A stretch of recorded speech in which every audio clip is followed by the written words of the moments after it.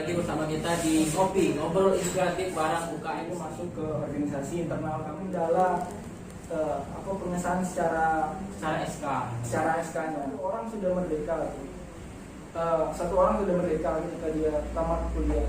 Dia merdeka artinya ada satu rumah atau satu keluarga yang merdeka, terpapar dari satu orang yang merdeka itu. Assalamualaikum warahmatullahi wabarakatuh, kawan-kawan segalonyo, kembali lagi bersama kita di Ngopi, ngobrol inspiratif barang UKM seni. Di episode kali ini kita kedatangan salah satu orang yang sangat penting sekali yang pastinya. Kalau berbicara mengenai organisasi, dia ini adalah struktural teratas dalam suatu lingkup organisasi yang ada di universitas. Mungkin langsung saja kita kedatangan tamu dari BEM Universitas Hasen. Mungkin saudara atau Pak Pres bisa memperkenalkan namanya untuk teman-teman yang di luar sana. Baik, terima kasih untuk Budaya Isan yang telah mengundang saya ke sekretariat UKM Seni Univen. Dan untuk awal pada hari ini, perkenalkan nama saya Muhammad Faris Alatas. Saya mahasiswa komunikasi semester masuk 7. Mungkin itu aja dulu. Oke teman-teman, jadi di episode kali ini kita bakal mengangkat suatu tema, yaitu mengetahui peranan dan fungsi BEM di universitas. Karena kan seperti yang kita ketahui, banyak ini pres anak-anak yang tidak mengikuti organisasi ataupun masih kurang lah dia tidak yang bisa dibilang orang tuh anak kupu-kupu, kuliah pulang itu mungkin dia tidak tahu itu apa itu BEM. Jadi mungkin Pak Pres mungkin bisa sedikit menyampaikan apa sih itu BEM itu sendiri ya. Apa sih BEM itu, atau apa tupoksi dari BEM, kenapa sih ada BEM di universitas. Jadi kalau untuk BEM di universitas itu sendiri sama aja dengan organisasi-organisasi yang ada di lingkup kampus. Karena BEM itu sendiri masuk ke organisasi internal kampus.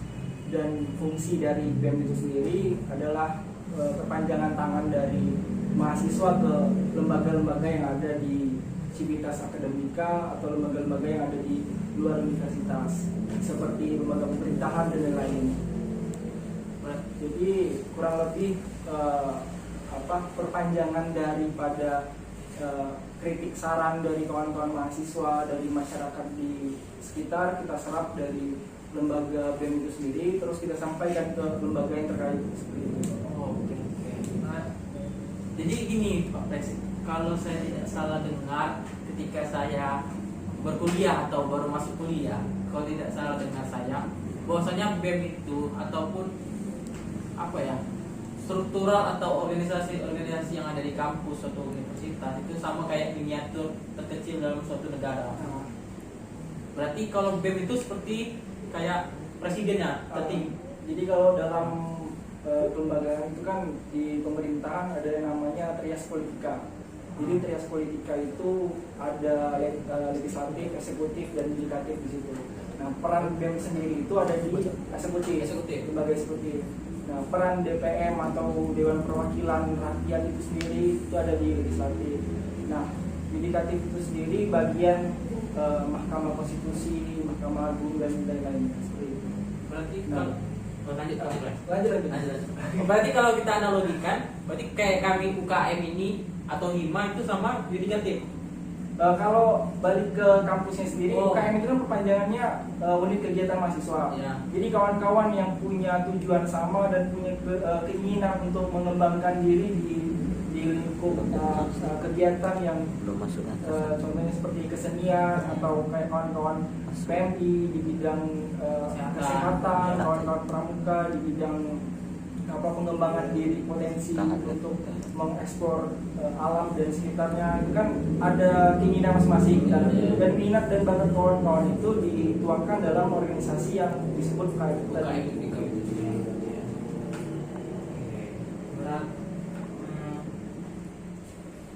Jadi gini Pak Pres, Apa tuh? nah, Berat ya. Jadi ada orang bertanya kan, apakah kita harus ikut organisasi? Apa sih fungsi kita ikut organisasi? Dan apakah orang yang tidak mengikuti organisasi tidak bisa naik ke Presma gitu, mencalonkan diri, atau kayak dia punya keinginan tapi dia tidak punya wadah gitu. Nah, solusinya kira-kira dari Pres itu seperti apa ya? Jadi kalau ada kawan-kawan yang ingin, itu kan balik ke regulasi yang ada di setiap universitas kalau kayak gitu. Kalau untuk masalah mencalonkan diri sebagai presiden mahasiswa atau sebagai ketua BEM itu tadi, balik ke aturan yang ada di universitas masing-masing. Nah, aturan yang ada di kampus kita kan bahwasannya harus ada surat rekomendasi dari ormawa terkait yang tergabung dalam Ikatan Keluarga Mahasiswa Universitas DSN. Nah, kalau masalah apa tadi yang satu lagi, kawan-kawan mahasiswa yang tidak mengikuti organisasi atau tidak mengikuti organisasi, baiknya seperti apa? Ya, baiknya seperti apa? Nah, kalau balik ke tujuan pendidikan, kalau menurut saya tujuan pendidikan kalau menurut Kiai Hajar Dewantara itu kan memerdekakan manusia. Artinya ada satu poin di mana pelajaran-pelajaran yang kita dapatkan di kelas atau pelajaran-pelajaran yang kita dapatkan dari materi-materi disampaikan oleh guru, dosen dan lain-lain itu ada tidak berkaitan dengan memerdekakan manusia itu tadi. Nah, memerdekakan manusia ini tadi kan butuh satu hal yang cukup kompleks. Maksud saya ada materi di mana itu kita materi di mana soft skill dan hard skill kita harus terasah. Nah, materi soft skill kita misalnya kepemimpinan atau manajemen organisasi dan lain-lain itu kan kita dapatkan di organisasi. Nah, ketika materi yang di dalam kelas itu kan tentunya menunjang daripada jurusan yang kita pilih masing-masing. Nah, kedua hal itu bagi saya tentunya keharusan bagi mahasiswa untuk mengikuti organisasi. Karena kenapa? Ketika kita sudah tamat dari perkuliahan, tamat dari kampus, kita pun bakal masuk ke satu lembaga, baik lembaga pemerintahan atau lembaga swasta. Nah, di lembaga swasta itu kan juga ada struktural, juga ada siapa pemimpin di situ, bagaimana fungsi kerjanya dan lain-lain. Nah, itu semua bakal kita dapatkan di organisasi yang ada di internal kampus. Nah, ketika kawan-kawan artinya ketika kawan-kawan tidak mengikuti organisasi di dalam kampus, ada satu hal proses di mana itu kawan-kawan lewatkan. Terbuang lah intinya, menikmati proses yang dijalani semasa di mahasiswa. Iya. Berarti titik poin yang bisa saya ambil berarti ini sangatlah penting untuk teman-teman yang baru menjadi mahasiswa ataupun yang telah menjadi mahasiswa semester awal kayak gitu. Alangkah baiknya untuk mengikuti organisasi, karena pembelajaran yang didapati di kelas itu tidak menjamin sih, belum hal yang kita dapati di organisasi itu sangat banyak. Kita bukan proses bagaimana cara kita memanajemen suatu kegiatan atau memanajemen orang, menderek orang kayak gitu ya, Pres. Ya. Jadi balik lagi ke tujuan pendidikan itu tadi kan memerdekakan manusia. Artinya memerdekakan seperti apa manusia itu? Ada kalau setahu saya ketika PKMB ini kan atau apa ya, kegiatan yang memang wajib wajib dilakukan di universitas, termasuk di kita namanya itu PKMB. Nah, yang saya tahu juga tahun kemarin tidak ada PKMB. Itu sangat disayangkan sekali ya, Pres, karena berimbasnya ke semangat organisasi kawan-kawan yang ada di universitas. Tentunya kan itu ada persoalan eksternal yang mana ada virus COVID-19 yang ada seluruh dunia. Jadi berimbasnya ke situ. Nah, jadi di tahun kemarin kita tidak ada PKMB. Di tahun ini dengan isunya insya Allah bakal dilaksanakan PKMB itu, Pres. Nah, mungkin saya sedikit nanya kayak ini, yang menjalani PKMB ini berarti di BEM ini, Pres? Jadi kalau ini yang saya lihat dari senior sebelumnya kan, kalau yang menjalankan daripada PKMB itu tentunya seluruh elemen yang ada di mahasiswa di Universitas Bengkulu. Intinya organisasi. Ya. Oh. Karena yang untuk merangkai satu acara yang besar itu kan acara cukup besar, PKMB yang menangani beberapa fakultas yang ada di universitas. Tentunya butuh support dari kawan-kawan seluruhnya, baik universitas dan kawan-kawan mahasiswa.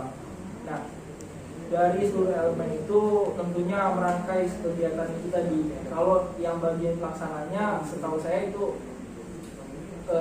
OC itu dari organizing komite, itu dari kawan-kawan mahasiswa, organisasi yang ada di panitiaan yang ada di universitas. Terus bagian steering komite-nya, bagian ST-nya itu BEM dan BPM biasanya, dan bagian penanggung jawabnya itu wakil rektor 3 karena bidang kemahasiswaan. Disitulah berangkai mau bagaimana kita merangkai daripada PLKMB ini tadi. Nah, apakah PLKMB ini mau sehari, mau 2 hari, mau 3 hari, atau kalau kita mau seperti apa, apakah ada protokol kesehatannya atau tidak. Nanti kan itu bakal diatur dalam kepanitiaan itu tadi.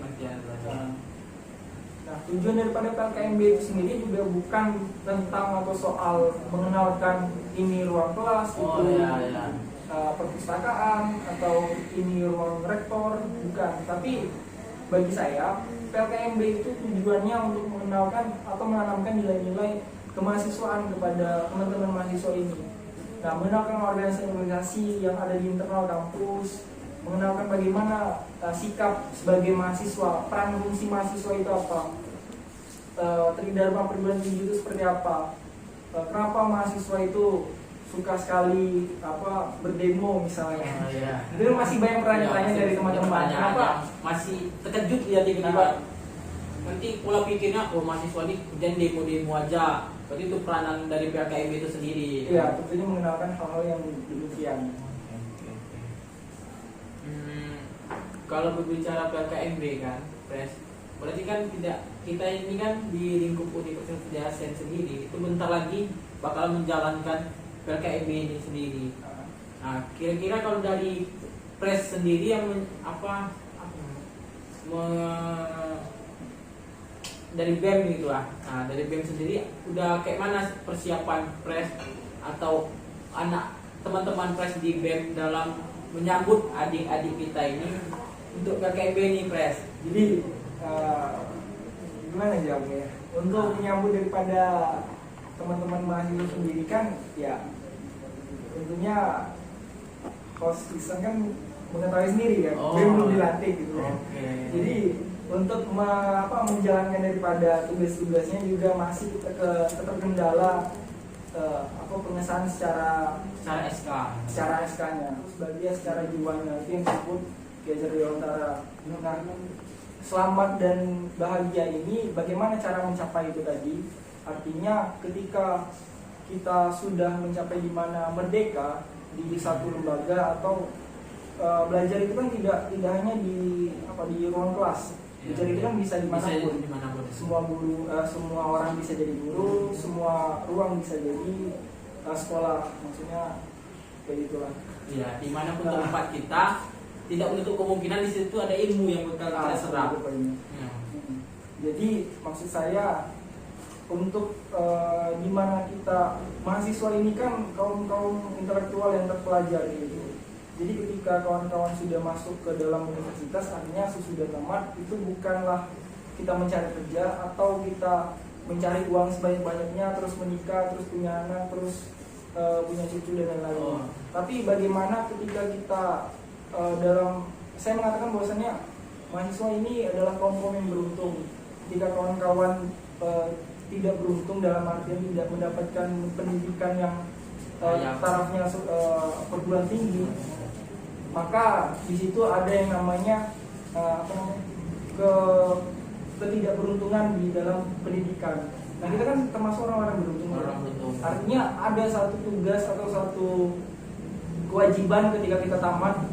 Kalau di Tridharma Perguruan Tinggi itu kan poin ketiganya pengabdian masyarakat.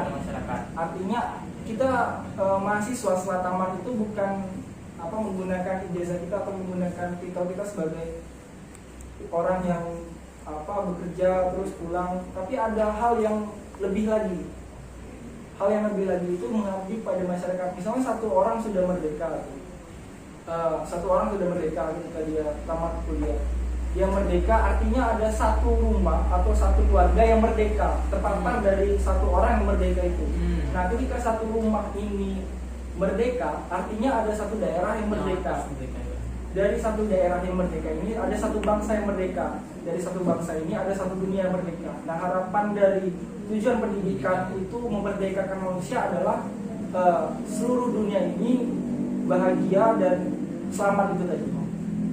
Berarti kan tidak terlepas dari tanggung jawab moral kita karena ketika kita mati maka kita belajar iklan balik lagi apa tanggung jawab moral, karena ketika kita mengemban suatu embel-embel mahasiswa, karena balik lagi konteksnya mahasiswa, maha itu kan atas segalanya itu. Nggak ada orang bikin maha ketua, nggak ada, cuma mahasiswa. Berarti kan ada tanggung jawab moral ketika kita mengemban titel mahasiswa. Bagaimana suatu ilmu yang kita dapati di akademis, di organisasi, kemana kita berikan ini, berarti itu intinya, Pres. Ya, mana kita mengabdikan diri kita proses sehingga mempermudah orang yang tidak keberuntungan tadi itu, mendapatkan pendidikan yang di perkuliahan, sehingga dia merasakan sedikitnya ilmu yang kita berikan ke mereka ini. Berarti tridharma perguruan tinggi tadi itu, teman-teman. Nah, kalau teman-teman yang tidak tahu tridharma perguruan tinggi, sedikit ya, Pres. Mungkin itu tridharma perguruan tinggi itu ada 3. Ada pendidikan dan pembelajaran, penelitian dan pengembangan, dan pengabdian kepada masyarakat. Jadi ketika teman-teman menjadi mahasiswa, teman-teman harus melewati 3 proses ini. Jangan cuma datang kuliah pulang, yang kata orang itu kuliah pulang, dia memikirkan dirinya dia sendiri. Berarti itu termasuk orang-orang yang ego tadi. Seperti itu ya, Pres? Kalau ego mungkin tidak kurang tepat, karena kan setiap mahasiswa kan juga ada kewajiban masing-masing. Mungkin ada teman-teman mahasiswa yang dia sambil bekerja atau dia sambil mengurus hal-hal yang lain di luar tugas dia sebagai mahasiswa, tetapi tetap harus kita garis bawahi kewajiban sebagai mahasiswa itu haruslah kita sadari dari awal kita masuk dalam universitas atau perguruan tinggi. Karena bakal banyak mafia organisasi ketika tamat tapi tidak paham dengan spirit daripada nilai-nilai kemahasiswaan atau kepemudaan itu tadi. Berarti saya sedikit memahami, untuk teman-teman juga mungkin sedikit memahami atau sangatlah memahami dari kata-kata Pres. Jadi kita balik lagi, Pres. Berarti kan titik poin dari yang bisa kita ambil itu, maupun kita mengikuti organisasi ataupun cuman kuliah pulang, tapi untuk apapun pilihannya, belajarlah untuk berguna ketika kita mengambil satu pilihan itu. Kita tidak boleh juga menjudge orang yang tidak mengikuti organisasi bahwasanya dia apatis. Tidak boleh kita menjudge seperti itu ya, Pres. Oke. Nah, tadi Pres sedikit menyinggung kan perihal ketika pertama kali masuk ke universitas. Berarti kan apa tadi, Pres? Maaf, Pres. Yang awal masuk ke universitas harus disadari dari dini. Berarti kan mungkin saya sedikit nanya, berarti itu peran dan tupoksi BEM untuk menyambut atau apa sih? Kan? Analoginya kayak menyapa kayak gitu, menyambut tangan-tangan adik-adik kita ini yang tidak tahu apa-apa. Berarti BEM itu apa ke akademisi atau apa? Jadi itu kan tentunya ada perihal yang cukup kompleks ketika mengajarkan teman-teman mahasiswa yang baru masuk ke dalam lingkungan universitas. Tentunya kan itu dari teman-teman yang baru tamat atau dia ngambil cuti setahun dulu baru masuk kuliah. Tapi kan tetap saja kawan-kawan yang baru masuk dalam dunia kampus itu kan dari siswa ke mahasiswa. Artinya ada penanaman nilai-nilai kemahasiswaan yang perlu kita tanamkan kepada kawan-kawan yang baru masuk. Nah, untuk siapa dan bagaimana itu tugas kita bersama yang menyadari apa kepentingan daripada kesadaran kawan-kawan kita di. Nah, untuk kenapa harus kita bersama? Karena tentunya kan teman-teman itu pasti bakal melewati proses-proses ketika dia masuk ke universitas. Nah, kalau biasanya kan tahun-tahun sebelumnya ada yang namanya KPMB dan ketika masuk ke organisasi kan ada diksar atau pola rekrutmen masing-masing daripada organisasi yang ada di universitas itu. Nah, di situ ditanamkan nilai-nilai kemahasiswaan dan nilai-nilai kebudayaan atau dan lainnya kepada kawan-kawan mahasiswa ini. Jadi dia punya modal atau spirit awal